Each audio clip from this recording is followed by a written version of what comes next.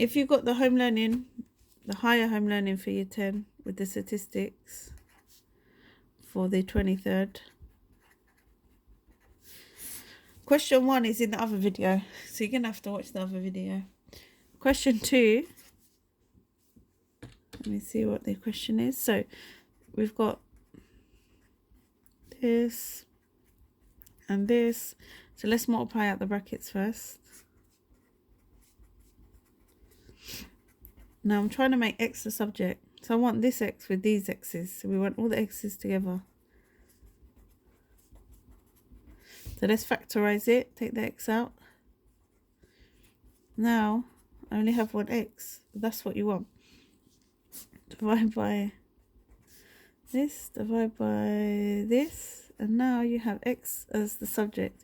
Remember, you can never have x on this side as well. Then it's not the subject. Now the statistics part. 3.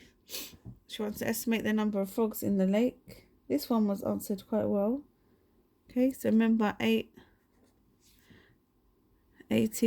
times 80 divided by 10. Okay, and then you get 640. Okay, because she done a sample of 80, and then she did a second sample of 80, and then 10 of them still had the marks on them. What are you assuming? You can assume lots of things. None died, none left, the marks didn't come off. Okay, any of them. But if they just ask for 1, it's only 1 mark, so you only need to write 1. That's part B. Okay, what about 4? Pilot survey is like a test. So if you was going to give a survey to the whole school, you might want to just use one class to test it. Why would you do that? Lots of reasons. Just to test the questions. Okay, look for any ambiguous questions.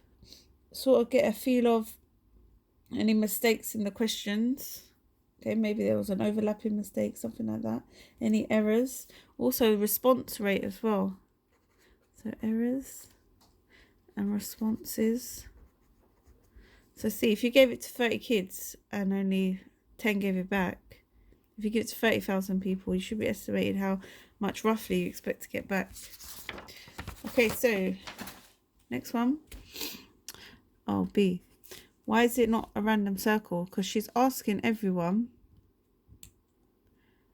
Monday morning. Okay, only one time. It's one time of the day. Okay, you could have part-time workers, it might come in the afternoon. She's just asking one. Some people might even work Mondays. She's only asking one type of the day. Okay, one day in the morning. Okay, that's why it will not give a random sample. See, describe how to take a random sample. Now this is really important because this is always gives you quite a lot of marks in the exam.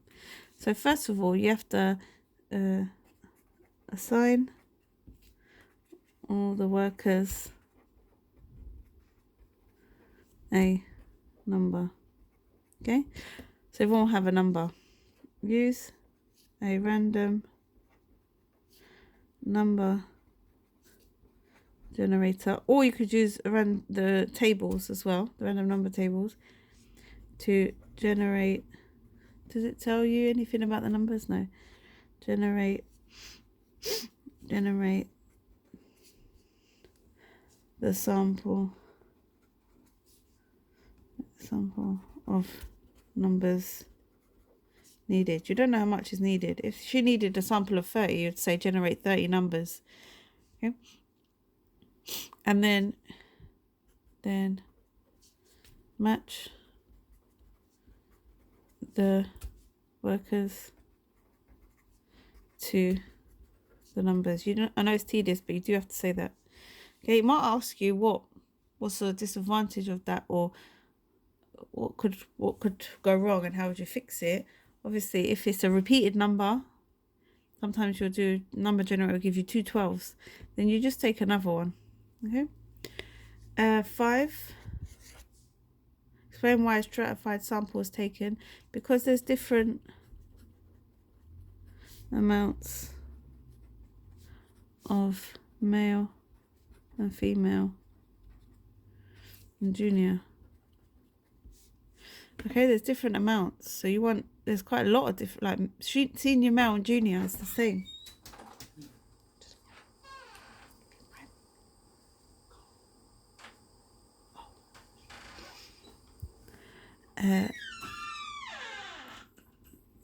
So they have different amounts. What's that saying?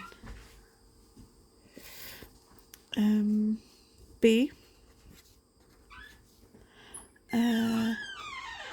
Work out the number of junior players who were selected for the stratified sample. So junior is 81 divided by the total. Add them all together times by the sample size. Sample size is 40. Sorry, Mr. Tahir just interrupted me. So 5B, so it's going to be 8. Rounds, you're talking about people. 6. Suggest a hypothesis the students could use. So anything, it's not an opinion. You say drinking Coca-Cola before bedtime reduces blood pressure. Well, it does not reduce blood pressure. It's a statement. Okay, so any statement, not it might do. No, it might do all that. No. The students like to collect information from students at university. It's time consuming and it's costly and it's difficult to do as well. Any of them. Sampling strain, you could say the registers. Okay. Everyone at the uni is a population. But where they're going to pick from the population, it could be the registers, it could be everyone on roll, a list of everyone on roll. Okay. And D, obviously, is stratified. Every time there's a difference between males and females, and they want it to be represented in the sample, it's going to be stratified. Sorry for the interruption.